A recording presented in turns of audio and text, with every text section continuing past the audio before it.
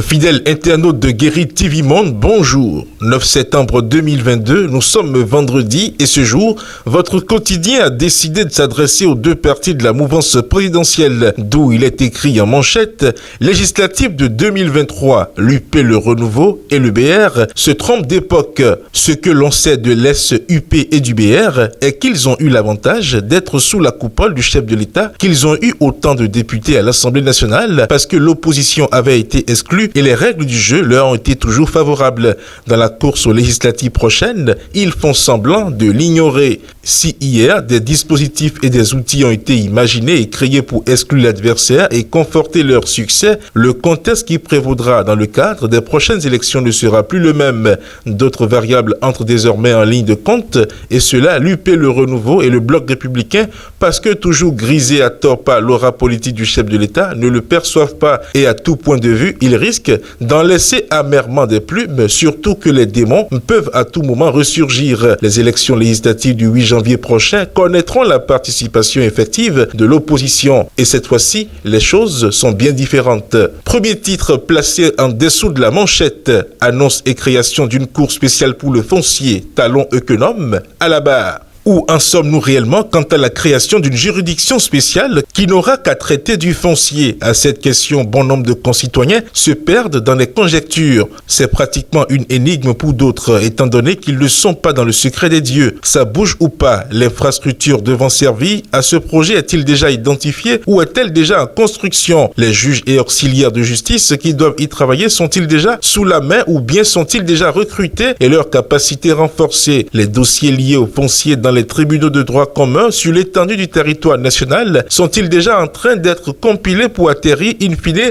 dans cette cour spéciale des affaires foncières, laquelle de 117 communes aura le privilège et l'avantage d'abriter cette juridiction? Autant de préoccupations qui restent sans réponse et sur lesquelles le gouvernement de Patrice Talon ne se prononce point depuis l'annonce du projet qui a été d'ailleurs fortement salué dans l'opinion tant les problèmes fonciers et domaniaux viennent en tête des statistiques en matière de dossiers que traitent les tribunaux et cours du Bénin, à l'instar des conditions salariales des travailleurs de l'administration publique que le gouvernement entend améliorer d'ici novembre 2022, promesse à propos de laquelle il n'a de cesse de rassurer les syndicalistes et les travailleurs en général. Les Béninois s'impatientent quant à d'autres annonces de créer ce que d'aucuns appellent la criette du foncier. Rencontre gouvernement-syndicat hier, le point fait par la COSI Bénin.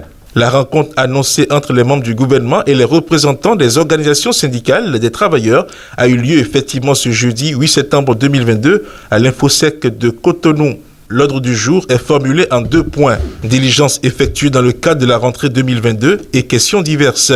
Le compte rendu de la COSI Bénin est à lire en page 2. Commémoration des 10 ans du journal L'Économiste. Tout est fin prêt selon le promoteur. Du lundi 12 au samedi 17 septembre 2022, le journal L'Économiste commémorera ses 10 ans d'existence.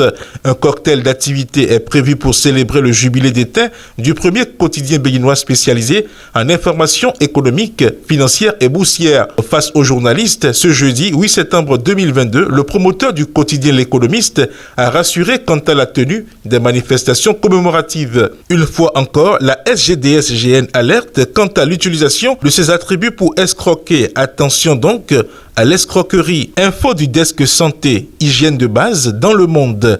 La moitié des hôpitaux n'a pas accès aux services.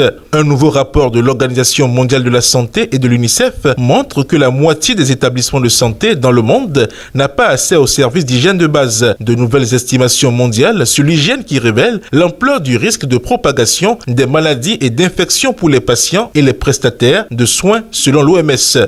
Sport à présent, après la zone C du tournoi de handball, les zones A et B à l'honneur ce week-end. Après la zone C qui a vu le sacre d'espoir de Parakou devant Takounin de Kandy, c'est au tour des zones A et B de dégager les équipes qui joueront la phase finale du tournoi de handball sport au féminin. Le top haut niveau des 2 zones sera donné samedi 10 septembre, respectivement à Porte-Novo au stade Charles de Gaulle et à Abomey au stade municipal de Goro. Baromètre matin libre du 9 au 15 septembre 2022 est à consulter aux pages 5 et 7. Fidèles internautes de Guérit TV Monde et lecteurs de Matin Libre, le contenu de votre quotidien en sa parution du vendredi 9 septembre 2022 vous est ainsi livré. Bon week-end et à lundi.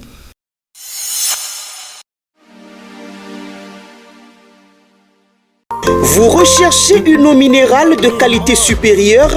Un seul nom, Happy Water.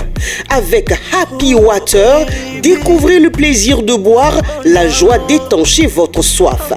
En vente à 1000 francs CFA le pack, aux établissements altruistes 6 à Porto-Nouveau, pour Bellagar, rue de la CNSS. Entrez dans le circuit de vente de l'eau minérale Happy Water en nous contactant au 00229 52 38 36 52. Happy Water, la source de vie.